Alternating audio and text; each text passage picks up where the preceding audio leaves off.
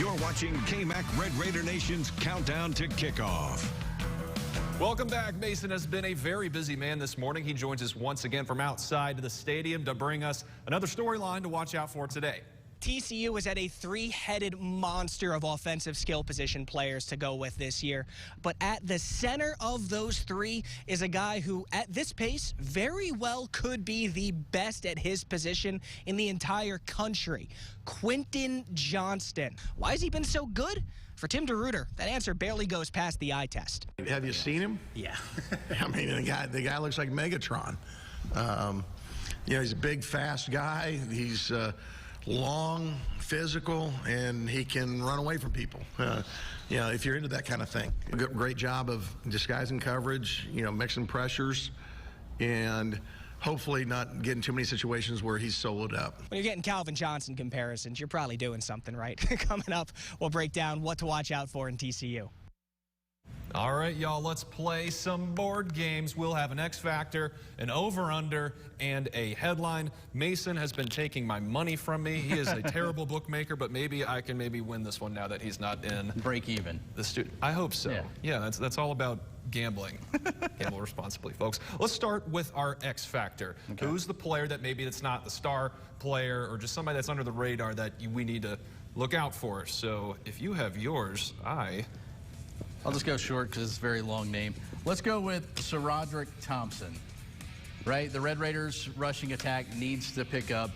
Zach Kittley said as much. He probably should have ran the ball a little bit more against Baylor. SaRodorick hasn't rushed for more than 100 yards since last year against the TCU Horned Frogs. Another successful day for him could lead to a Red Raider win there in Fort Worth, so we'll go with SaRodorick. I will go to this man.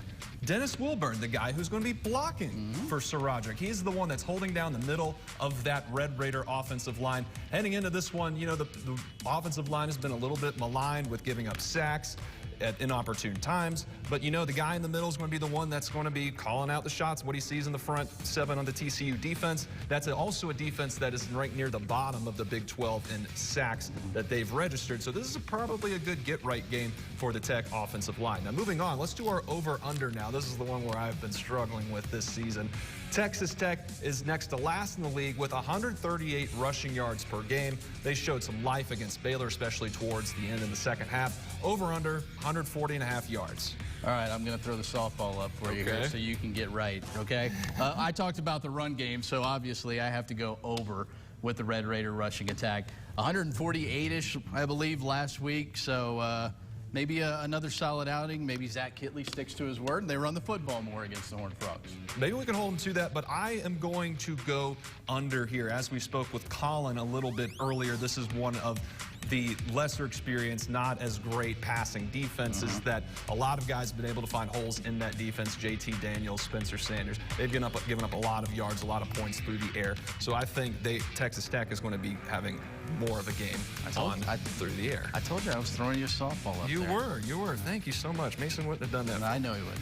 And now let's do our headlines. This is probably going to take a while for me. There's so many, different ways you can go with this. Cactuses, or I was going to say needling the Horned Frogs, cactus Horned Frogs. Instead, I'll just go cactus versus everyone. We'll just go that route. That's an easy way to go. Had to get a cactus theme in there somehow. Everything's West Texas. That one's taken by somebody, I think.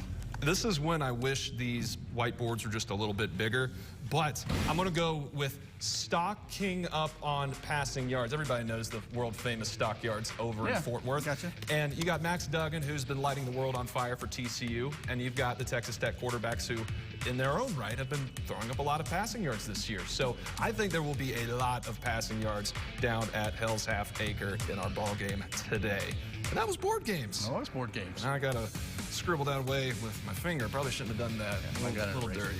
You're a little bit more seasoned than I am. That'll wrap up the board games. And now, here are the real games that you can find right here on KMAC throughout the day. Up first, Ohio State visits Northwestern at 11.